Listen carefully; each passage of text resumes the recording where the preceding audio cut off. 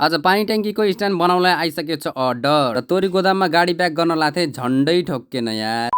आज बिहान बिहानै यो केटाले मेरो योगा भङ्ग गरिदिएर जाम्न सिबी बनाउन भन्छ फेरि। र यस्तो यहीको जमानामा स्टुडियोमा 200 रुपियाँ तिरेर सिबी बनाउने केटा चाहिँ यी नै हो है फेरि। धन्न त म कहाँ आएछ 200 रुपियाँ बचाइदिएको। त्यसपछि केटोलाई भनेको त बचिको त नि 200 रुपियाँ जाम्न त जेरी खान भनेर आइदिएको चिया अड्डातर्फ दुईटा जेरी मात्र खाएर फर्किएम किनकि मलाई खोल्न थियो पसल र पसल पनि आज भोलि नचलेर ठप्प भएको छ। र त्यसपछि खाना खाएर पिके जस्तै स्पिकर भिरेर यसरी गाडीमा सुती रिभिजन गर्न थाले। र गीत भने त एनी टाइम जहाँ भयो नि सुन्नु नै पर्छ किनकि म्युजिकको किरा लागिसकेको छ यार। त्यसपछि बाबाले फोन गर्नुहुन्छ जा त गाडी रोडमै छ भनेर गएर गोदाम भित्र हाल्दिहाल त। त्यसपछि छिटो हिँडेर जान थाले र ऊ त्यो गाडी मलाई ब्याक गरेर गोदाम भित्र हाल्नु पर्छ। त्यसपछि आइपुगे गाडी निर र बिस्तारै ब्याक गर्न लाथे र बिस्तारै ब्याक गर्दा गर्दै कहाँ छोइयो भनेको धन्न बचे रहेछ। त्यसपछि गाडी पार्क गरे। यहाँबाट अब बाबा लिएर जानुहुन्छ र मनी आए फेरि पसल किनकि पानी ट्याङ्कीको स्ट्यान्ड बनाउने भएकोले सामानहरू मगाएको थियौँ र सामानहरू आइपुगेछ।